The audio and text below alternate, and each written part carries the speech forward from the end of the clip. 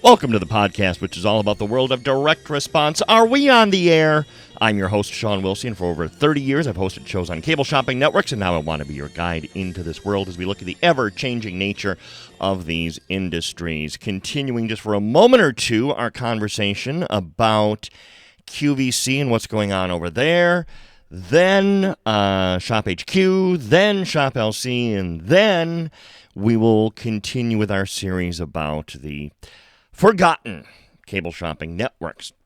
Quickly on QVC, something interesting happened the other day that was brought to my attention. I usually would not mention something like this because it is kind of hearsay, but I've heard it from two sources, and they're good sources, and so I have to believe that this actually did happen.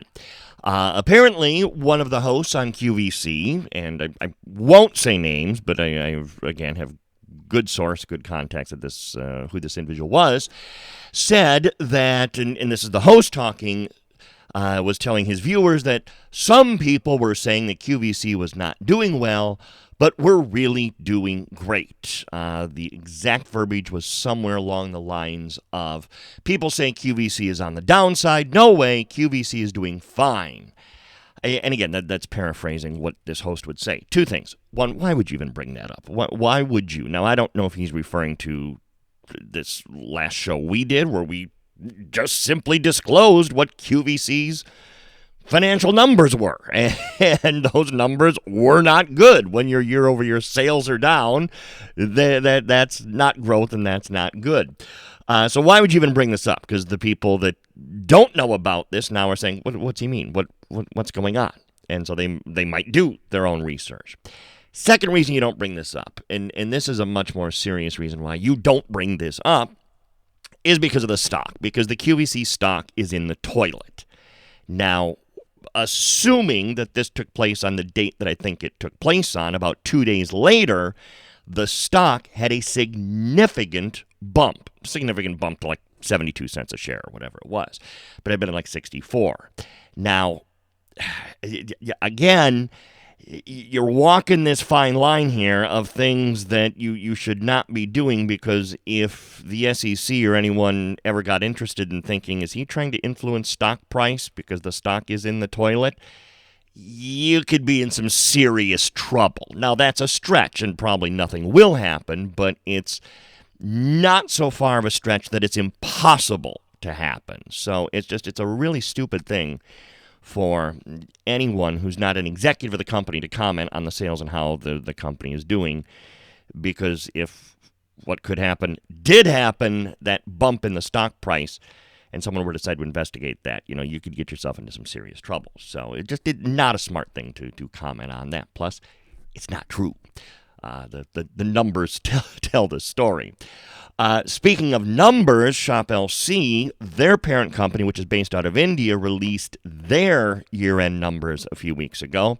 And again, I do want to give the full disclosure. Yes, I'm a show host for ShopLC. I am not technically an employee of the company, but I am a show host there. They have no vested interest in this podcast whatsoever. This is a wholly owned thing that I do. I am simply reporting on their numbers. And what I'm basically going to do is, because, again, they are an Indian company. Their parent company is in India, and they release their numbers in Indian currency, and they don't decimalize their currency like we do here. It's very confusing to try and do a literal read of their sales and their numbers.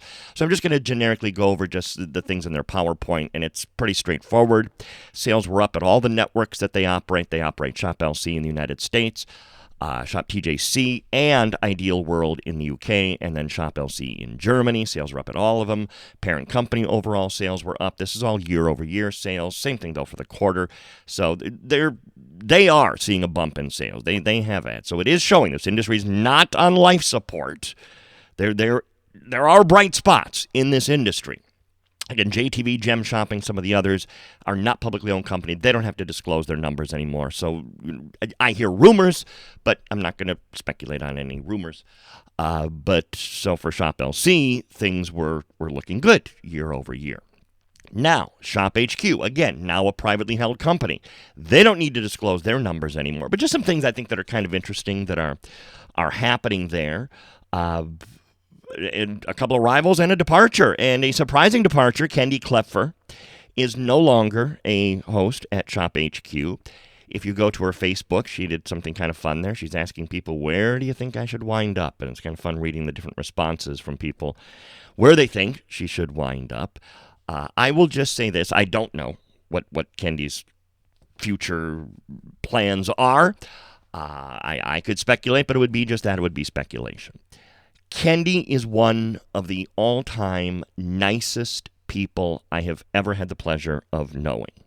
As I mentioned before, in this industry, many times when you depart a network, and I think it's true in almost any profession, but especially in this industry, it's surprising how many people lose your phone number.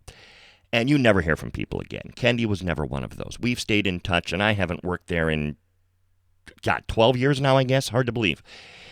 We've kept in touch the whole time, and she is the real deal. For those that don't know, she started in Chicago at a network called, I think it was America's Marketplace, then went to CVN, then went to QVC, then went to, what was at the time, Value Vision, Shop NBC is what it became. She had a brief stint over at WSS, which was a network that started up in Minneapolis, and if you blinked, you missed it. Went back to Shop NBC and has been a dedicated host there the entire time. And so her departure is sad. That is a loss for the network. They do have a return, however, of Charla Rhines, another one of whom I can't say a bad thing. She is back at ShopHQ after being away for quite a while, well over a decade.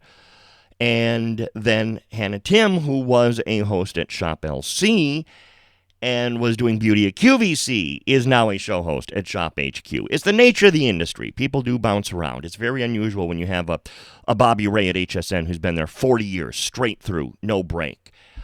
Mary Beth Rowe's been at QVC since they bought CVN. She was one of the original CVN hosts. So there's a few that have just stayed on one network the whole time. But it's the nature of the industry. People bounce around, and so a couple good catches, I think, for ShopHQ with Charla and with Hannah.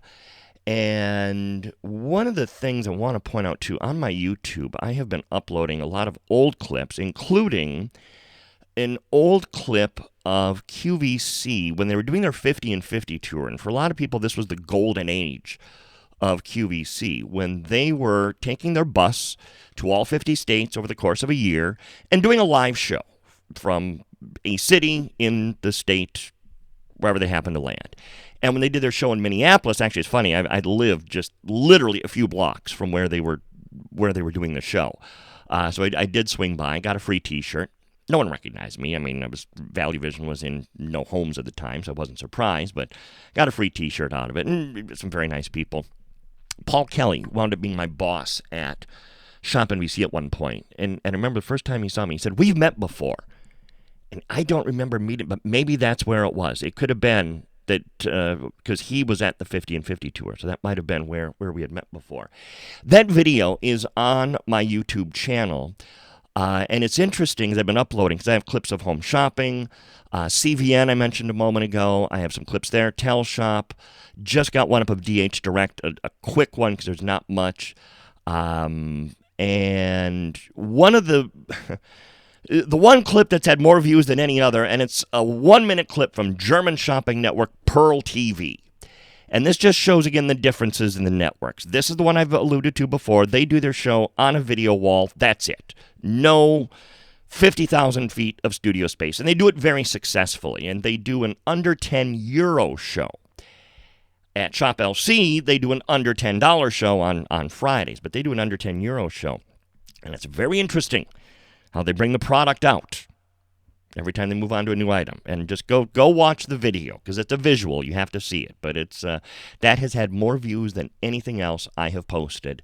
The 50 and 50 tour is up there, though, and it's the full couple hours of the show. So if you want to sit and watch the whole thing, most of the products that they found, I was going to say died a quick death. That's probably not nice, but just we're not carried much longer after that. Anyway, let me get set up with some audio here, because we are going to revisit. Oh, one more thing before we do that. I have to welcome, I mentioned briefly a couple shows ago how for some reason this podcast has gone global, and there are people listening to this from around the world. Some of the countries make sense. I can understand if you're listening to me from a country where television shopping is a big deal, like Germany, UK, Australia. We have listeners in all of those places, but I also want to welcome my listeners from, I think I mentioned the Netherlands before, India, Israel, Malta, several listeners in Malta, Brazil, China, Ireland, Poland, Jamaica, Mexico, Japan, Latvia, Colombia, Hungary, and France. So the list continues to grow. So welcome to all of my listeners from foreign countries. I am honored that you have downloaded this and are listening to this show. We are going to now spend the next little bit visiting some of the forgotten networks and why they didn't work, because part of my mantra here is what doesn't work, so let's hope history doesn't repeat itself. These were two relatively high-profile ventures, TelShop and then STN, the Shop Television Network. Clips of both are on my YouTube channel, Shawn Wilsie. Just search my name, ShawnWilsie. I'll put a link in the show notes. STN fascinates me to no end, and I have tried on several occasions to reach out to Nancy Nelson. I used to know her relatively well back in Minneapolis, and she hasn't gotten back to me because she was part of this. STN was a venture between some investors in California, and I've yet to be able to find out who, and JCPenney Company. In fact, the network would wind up just being called the JCPenney Shopping Network in its later days, before QVC finally in the early 90s just bought it, took it off the air, and just had all the cable systems that were running STN run QVC. Remember, this was back in QVC's lean days, when they were a distant number 3 until they bought CVN and became number 1 by taking CVN off the air, and they continued to just do this with some other operations. STN would not have survived very long, because this was as big a budget operation as you could probably ever see. Now, I'm going to play some clips. This is actually from a promotional video that they would send out to cable systems to get cable systems to sign on to run STN. Remember, this was back in the 30-channel universe. You couldn't just because you started a network automatically get on every cable system in the country. You had to convince them that you had a product that was going to bring viewers that didn't have cable to your cable system and to get them to buy from your shopping network. Because remember, cable systems get a cut of the sales. Back then, they did. It's now a straight amount of money, but back then they used to get a cut of the sales. I just want to play a little bit of this. Even the promotional video screams Hollywood. Remember, this was based out of LA. We created it. Piece by piece. Store by store. As the announcer, by the way, was a very famous announcer, and I can't think of his name for the life of me now. He did a lot of the voiceovers for ABC. Tonight at 8 p.m. on ABC, a special edition of 8 is Enough, blah, blah, blah, blah. And so he got a good check for this. And the video starts with the building of the studio. This studio was a literal, like a sound stage. If you've ever seen a picture of a studio lot or been on one, you know they have self-contained buildings, sound stages, where they do a lot of their production. They had an entire sound stage in LA where they were building this elaborate studio and these elaborate sets. Product by product. From a blueprint of value, service, and information. A one-of-a-kind shopping place. To display, to demonstrate, to sell in. Shop Television Network. What the studio was on all 4 sides. So there wasn't like an open space. You know, like on most studio environments, they might use 3 walls and then there's, open space that you never see on TV. They used the whole sound stage. So you had all 4 sides, what looked like stores. Picture a mall. And there were a dozen different storefronts. And above each one of these stores was a name. So one of these was named Today's Woman. One of them was named Style 88. And so if they were doing a Style 88 show, it would be from that store. Then in the center is a turntable. I'm telling you, they spent a ton of money on this, on which the host, quote unquote, would, I think they called it their information desk, would sit. And that would be Nancy Nelson, Bob Braun, or some other woman. They would do the actual selling. So the show would open with that person on the turntable in the center, sitting at a desk, saying, and now we have Style 88 coming up, and here's your host, and we'll get to the hosts in just a second. And then it basically became a talk show with a celebrity guest. Because, again, this was Hollywood. They had some big-name celebrities involved in this. So let me continue with this audio. I'm just going to jump ahead a little bit. Mall information desk. Every 30 minutes, STN moves to one of 18 unique specialty shops. Hosted by celebrity shoppers Pat Boone, Steve Edwards, or Juliet Prowse. In each store setting, we sell through information and hands-on demonstration provided by experts, personalities that make our products work. I should probably explain where we're at. Again, they're showing video clips of the shows. Everything was pre-recorded, remember. Pat Boone, for those who don't know, very famous singer of the 1950s. He's still alive today, actually. Juliet Prowse, very famous actress, stage and movies. And who was a third? Oh, Steve Edwards, legendary anchorman in L.A., who I think he just recently retired, but he has been anchoring news forever in L.A. Then they would have celebrities come on, and they show clips of Vic Damone, Richard Simmons, some names synonymous with TV shopping, some not. And they would come on as guests, and there was somehow a product involved, and just it became a talk show. And for 20 minutes, you would have Pat or Juliet or, again, it was a third, Steve, sorry. I can't remember Steve Edwards for some reason. And they would basically have a talk show with this person, but there was somehow a product involved. So obviously with Richard Simmons, going to be something about fitness and blah, blah, blah. But they not once would sell the product. It would be a talk show.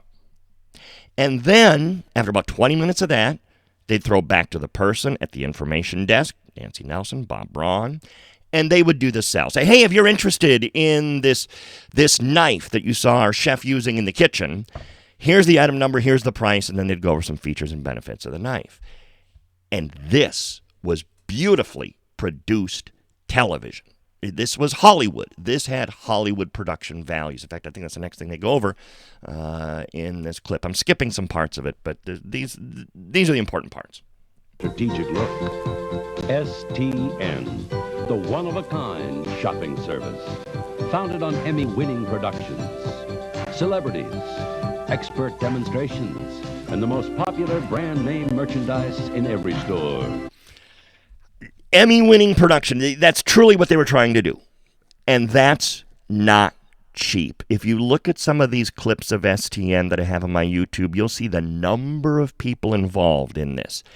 I don't know for a fact, but I'm sure this had to be a union operation. And that adds significantly to the cost. If you were to compare this, for instance, I'd mentioned ShopLC. They had a good year. Very lean operation. JTV, lean operation. At ShopLC, if you're in there in an overnight show, you have one producer, one director, a visual stylist. That's it. That's your entire crew, production crew. They must have dozens of people working at one time in the production end of things on this show. That is going to add significantly to your cost of operations. But they wanted to produce Emmy-winning production values. On paper, this is a brilliant idea. On paper, I love everything they're doing. It's just the reality has to hit, and the costs are not going to fall in line with the money you're going to make. You're pre-recording everything. You don't know if the product's going to sell or not. Everything's pre-recorded, 30-minute blocks. I may have just wasted 30 minutes of airtime selling something that no one wants. They have no way to register that.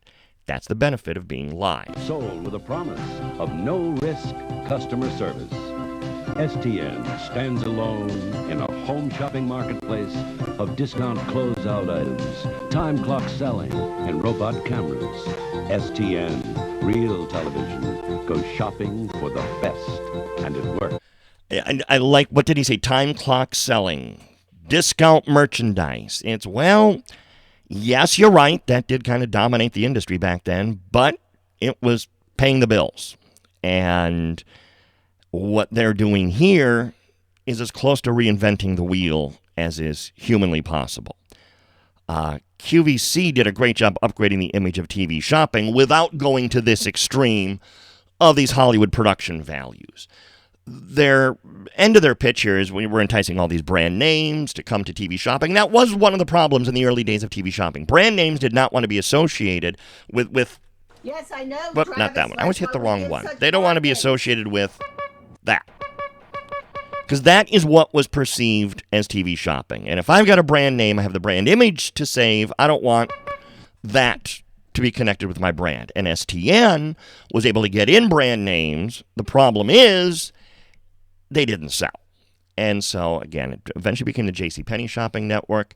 Survived for a little bit longer. They kind of evolved the format to a little bit more of a traditional format.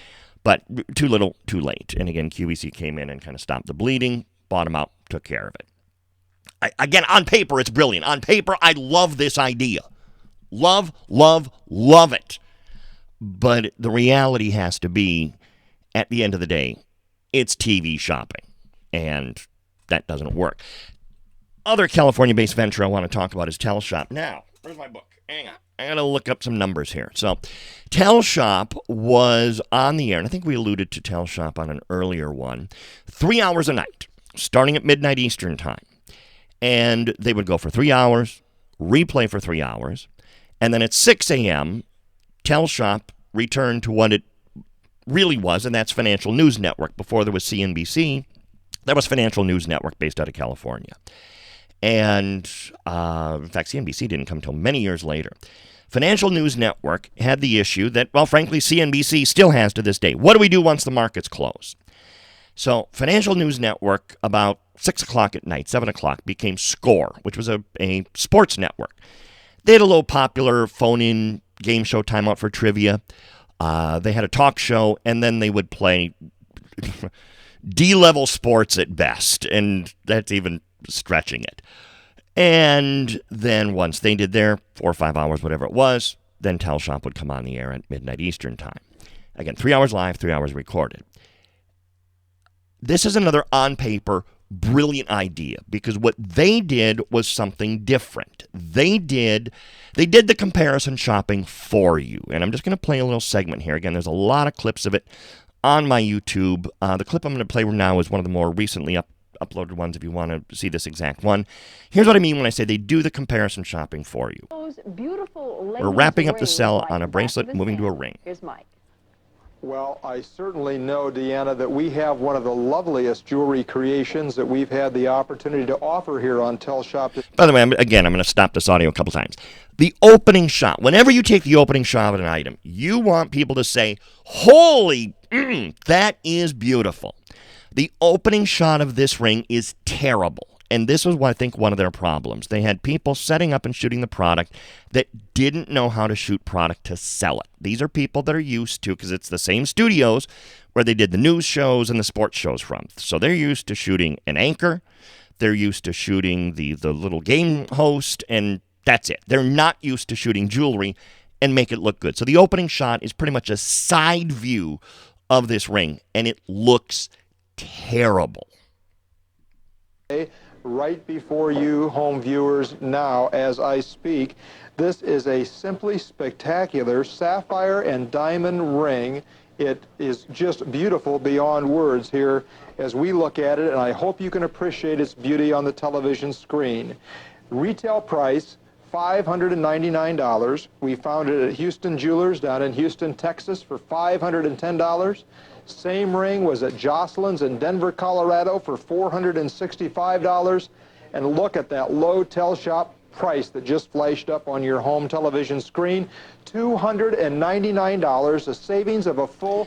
Now, what you didn't see, and that's why you have to see the video, is they put up the picture of the ring and then started just under it, showing what he was just reading. That, okay, at Houston Jewelers in Houston, $510. At Jocelyn's in Denver, $465. And then they revealed the TelShop price of $299. Interesting concept. Let's comparison shop. Let's show what this is selling for elsewhere. I would hope that they have the legal documents to back this up. That somehow they have covered their behinds to say, okay, here's... Sue Smith from our employee saw this at Houston Jewelers, $510, and it's the exact same ring.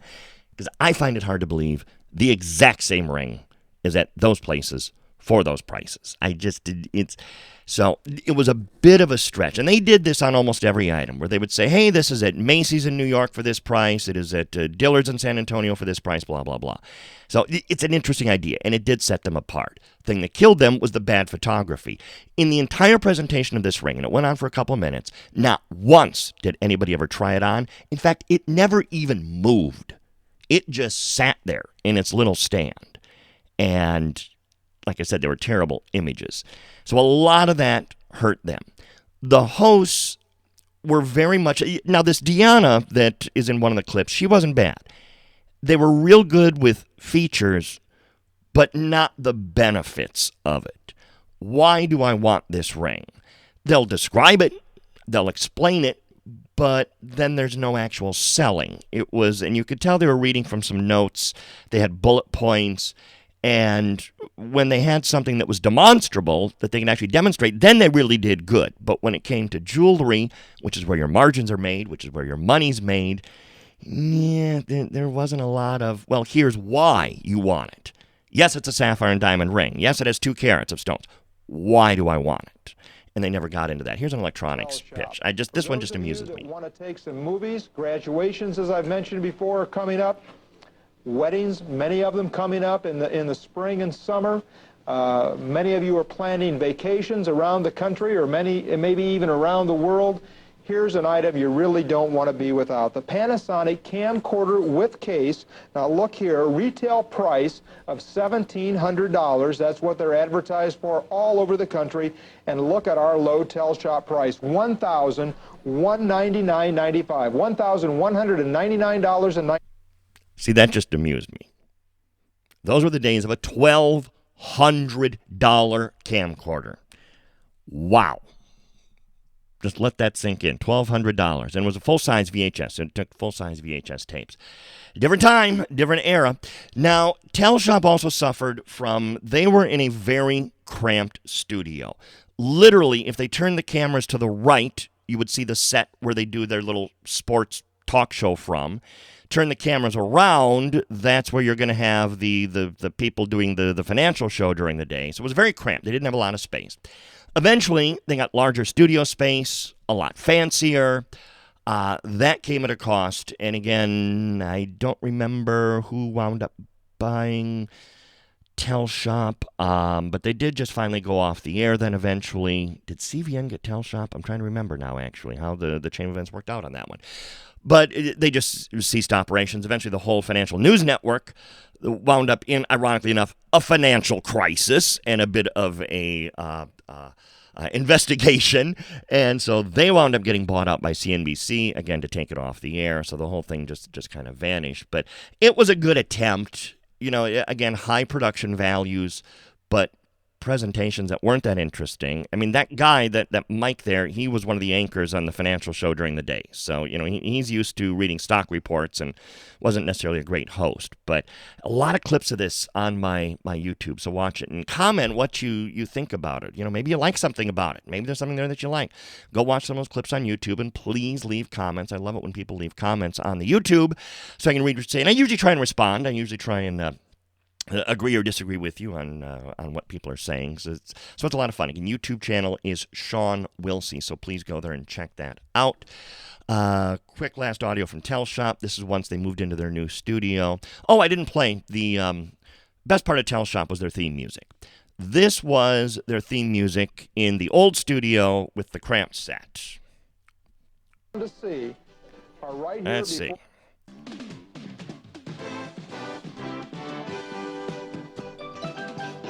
Okay, kind of catchy.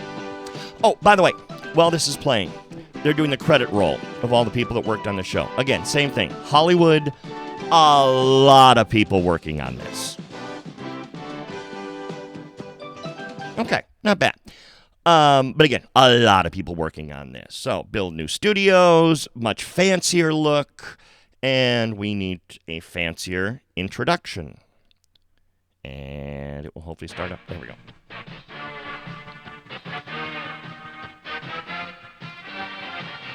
Welcome to TelShop, your brand name shopping service. Get ready to shop and save hundreds, even thousands of dollars. We've done the comparison shopping and selected the best values, especially for you. Now, here are your hosts for this edition of TelShop, Mike Wagner and Deanna Kroll. Well, hi. So this set couldn't scream 80s fashion any more than it does. Go onto YouTube, you'll see it. It just reeks of 1980s fashion, as does the music. And that's, they thought again, STN trying to go up market, QVC going up market. So I think they thought that this is the trend, we got to do that. But ultimately did not work. Listen, I think we still have a few more networks to cover, and we'll have to save that for another time. We've already been going at this a half hour. Please subscribe wherever you get your podcasts. You never miss a show. Plus, you can listen to the archive of past shows. Now, I hope, again, you'll check me out on X, Facebook, and YouTube at Sean Wilsey, and on Instagram at SWilsey. Thank you for downloading this edition of our We On The Air. Yes, I know, Travis. That's why we give such bargains. Copyright 2024, King Bobby Productions, all rights reserved.